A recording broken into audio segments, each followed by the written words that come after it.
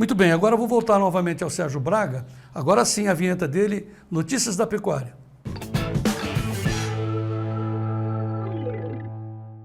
Sérgio Braga, primeiramente os preços, depois a gente comenta essa história de prêmios em cima do boi China.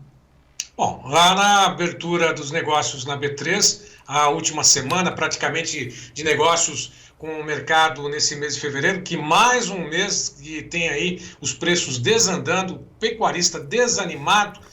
Na B3 as negociações seguiam em queda na abertura e nesse momento o mercado ainda segue pressionado. A futuro, B3, R$ 236,25 vale arroba para fevereiro, já cai para R$ 230,40 no mês de março.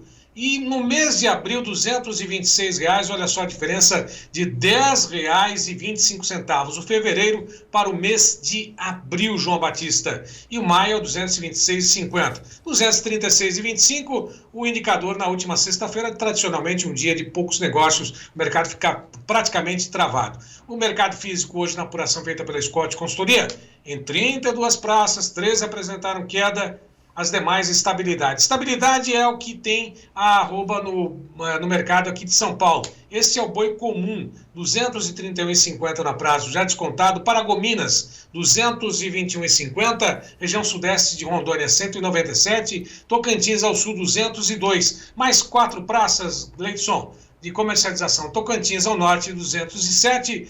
O boi gordo, arroba para o Acre, a prazo, 202, Espírito Santo, 212, mesma cotação, sim. Estado do Rio de Janeiro, 212 a prazo. Boi comum tem praticamente o mesmo preço da arroba do boi padrão China, isso que a gente vai comentar, sim. Mostrando exatamente que essa diferença. Tinha um ágio, né? Geralmente tinha aquele ágio para poder Deixa eu falar sobre isso. bonificar o produtor.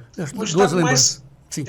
A arroba do boi gordo hoje, boi China, aquilo que está sendo ofertado é mais para o boi Europa, praticamente se igualando, né? O ágio que pagava o produtor tinha ali de 10, 15, chegou a R$20 em cima do boi comum, praticamente sumiu. Pouca diferença, R$5, até mesmo em alguns casos, não há diferença entre o boi comum e o boi China. Tem muita vaca, sim, entrando na linha de abate, João Batista. Isso acaba pressionando, alongando as escalas. Aí se alia o quê? Ao boi comum, né, que tem aí uma limitação no comum, no comércio varejista, ou seja, escala de abate em torno de 10 dias, consumo retraído, final de mês, grana pequena, pouca no bolso, e tá essa lástima.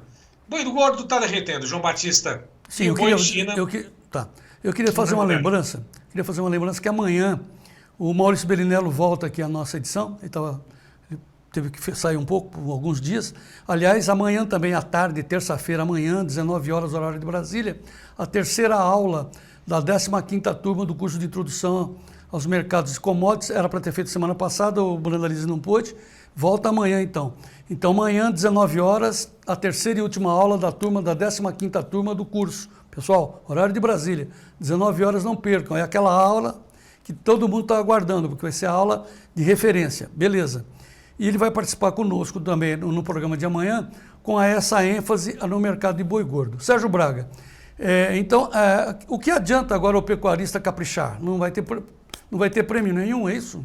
Não, na verdade ele tem que manter o foco e manter a genética, manter a produção. É lógico que ele vai ter que fazer aí, recalcular tudo com reposição, fazendo os custos em relação à troca de milho, na alimentação, João Batista, mas não pode desandar a qualidade ofertada, oferecida nesse momento.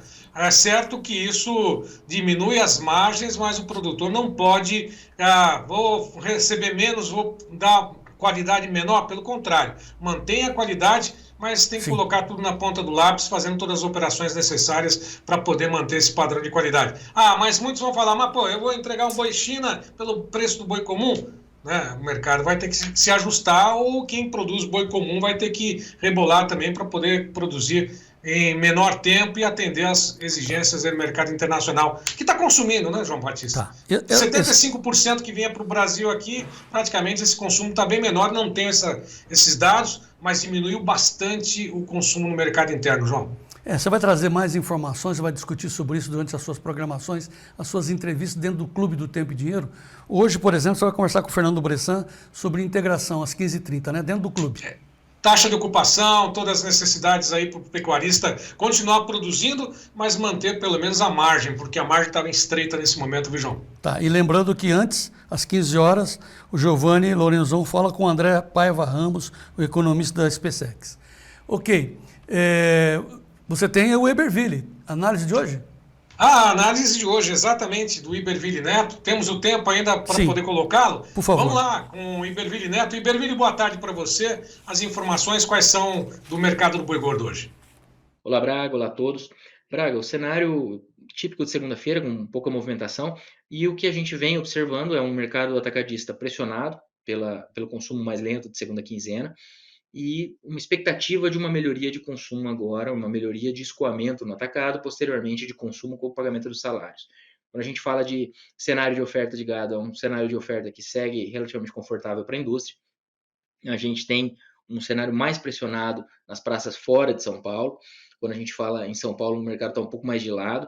Nessas outras praças, o mercado cedeu um pouco mais nesses últimos meses. E isso acabou ampliando um pouco o diferencial de base em diversas regiões. Então, a gente está com esse mercado meio parado, meio travado, mas um mercado com uma pressão de baixa que tem sido observada. Tá? E a expectativa agora, no começo de mês, é de uma melhoria no escoamento. Isso pode colaborar com um cenário um pouco mais firme de preços, mas o grande problema tem sido a oferta de gado, que tem surpreendido aí para cima esse começo de ano.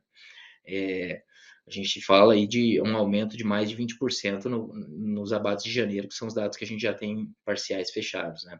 Então, isso é um aumento significativo e traz aquela ponderação de que se essa oferta de gado der uma reduzida, a gente está com um nível de escoamento interessante no mercado externo, ou, na verdade forte no mercado externo, e um mercado doméstico que tem observado preços caindo no atacado, então os preços estão sentindo essa oferta maior, mas a gente tem conseguido escoar aí no mercado doméstico uma quantidade importante de carne, tá? Então, uma redução da oferta de gado tem potencial para dar uma firmada nesse mercado.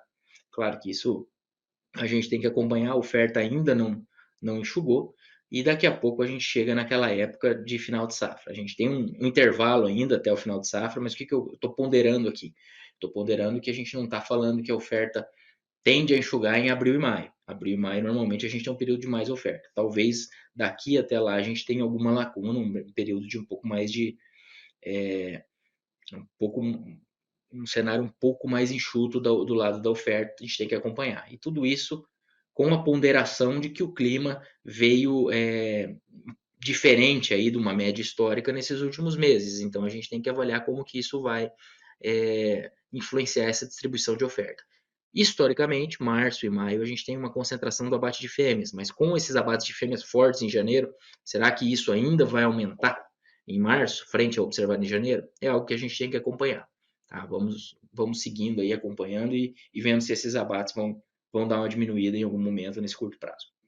Por hoje é só, um abraço e até a próxima.